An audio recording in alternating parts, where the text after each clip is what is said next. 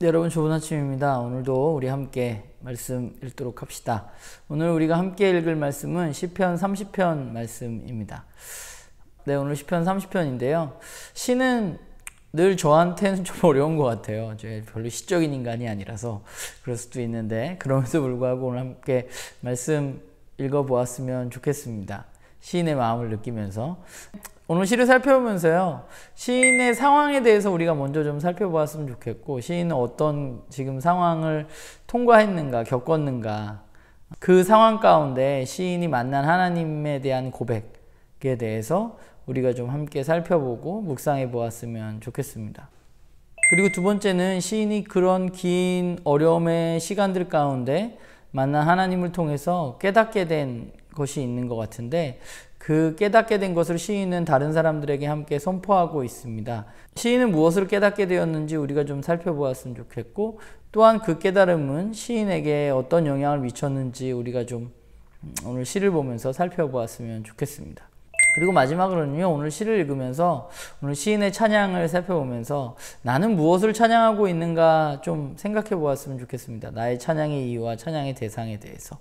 네, 오늘도 여러분들 함께 말씀 열심히 읽읍시다. 우리가 인생을 살아가면서 고통의 문제는 언제나 물음표 같은 거라고 생각합니다.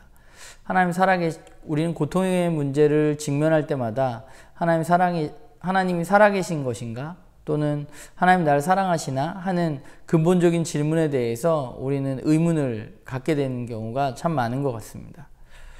오늘 시인도 마찬가지였던 것 같아요. 시인은 굉장히 긴 어려움을 겪었던 것으로 보입니다. 자신의 육체적인 어려움, 또 원수들이 자신이 처해 있는 상황과 또 자신의 육체적인 어려움으로 인해서 그는 죽을 고비를 넘긴 것으로 보여집니다. 고통의 순간이 시인이 생각했던 것보다는 길었던 것 같아요. 그래서 그 고통의 순간이 시인에게는 너무 힘들었습니다. 그런데 결국 시인은 뭐라고 고백하느냐면 하나님 나의 고백을 들으시는 분이라고 고백합니다. 그리고 그분을 찬양합니다.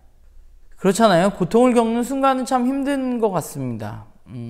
고통의 긴 터널을 지날 때면 나의 자존감은 바닥을 치고 또 나 혼자 남겨진 것 같은 느낌이 들기도 하고 또 내가 하나님께 뭘 잘못했나 하는 생각을 갖게도 됩니다. 우리가 그렇게 배우지도 않고 우리가 성경을 보면서 하나님 그런 분이 아니야 라고 이야기하지만 막상 우리가 고통의 자리에 서게 됐을 때 우리는 그런 생각들을 하게 되는 거죠. 그리고 우린 그때마다 기도하잖아요. 이 문제가 해결되어지면 내가 온전히 하나님을 더 바라봐야지. 좋은 상황이 오면 난 이제 절대 흔들리지 말아야지 라고 고백하잖아요. 시인도 마찬가지인 것 같아요. 시인도 그렇게 얘기하잖아요. 내 삶이 평탄했을 때 내가 난 절대 흔들리지 않아 라고 고백했었다고 시인은 이야기합니다. 그런데 어떻게 되나요? 고통의 순간이 찾아오자 그는 다시 흔들리기 시작합니다. 그게 우리들의 모습인 것 같아요. 시인의 솔직한 고백이 오늘 우리들의 고백이 아닌가라는 생각을 하게 됩니다. 그러나 그럼에도 불구하고 시인은 그 어려움의 상황 가운데 하나님께 부르짖었고 또 그 가운데 하나님을 만났습니다. 고통에서 건져주시는 하나님을 만났고 질병을 치유해 주시는 하나님을 만났습니다. 그런 것 같아요. 긴 고통의 순간이 연속으로 찾아오면 우리는 그 고통에 굉장히 집중하기 쉬운 것 같아요.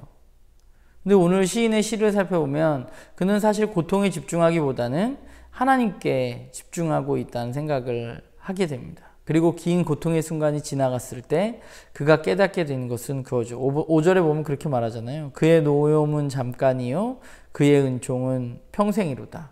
저녁에는 울음이 깃들일지라도 아침에는 기쁨이 오리로다. 우리 인생에서 고통이 없어질 수는 없다고 생각합니다. 저녁이 우리에게는 언제나 있습니다. 그러나 우리가 저녁을 견딜 수 있는 이유는 반드시 아침이 오기 때문이죠. 우리의 고통의 문제도 마찬가지입니다. 하나님이 우리가 고통을 겪을 때마다 하나님 나와 함께 하시지 않는 것 같고 나의 이야기에 귀 기울이시지 않는 것처럼 느껴지지만 그러나 시간이 지나면 그 하나님이 나와 함께 하셨다는 사실을 우리는 깨닫게 되는 것 같아요. 그게 우리의 인생이 아닌가라는 생각을 하게 됩니다. 저 또한 제가 경험한 하나님도 그런 것 같아요. 어느 순간 응답하시지 않고 대답하시지 않는 하나님이지만 시간이 지나서 뒤돌아보았을 때 그 하나님이 나와 함께 하셨다는 사실을 깨닫게 되는 일들이 제 삶 가운데 일어났던 거죠. 오늘 시인이 4절에 이렇게 이야기하는데요. 주의 성도들아 여호와를 찬송하며 그의 거룩함을 기억하며 감사하라 라고 말합니다. 참 놀라운 것은 지금 어려운 상황 가운데 문제가 극복되어졌잖아요. 그런데 시인이 사람들에게 선포하고 있는 거잖아요. 너희들도 이렇게 찬양해야 돼 라면서 이야기하고 있는 것은 너희들의 문제가 해결되는 것을 기뻐하면서 찬양해야 돼가 아니라 그는 하나님을 찬양하는데 찬양하는 이유가 그의 거룩하심을 기억하며 감사하라. 그분이 거룩하시기 때문에 찬양해야 한다고 이야기하고 있는 것이죠. 그분이 온전한 분이시기 때문에, 그분이 우리를 버리시지 않기 때문에 우리는 그분을 찬양해야만 하는 것입니다. 때때로 우리의 문제 해결에 우리는 좀 집중하고 살아가는 것 같습니다.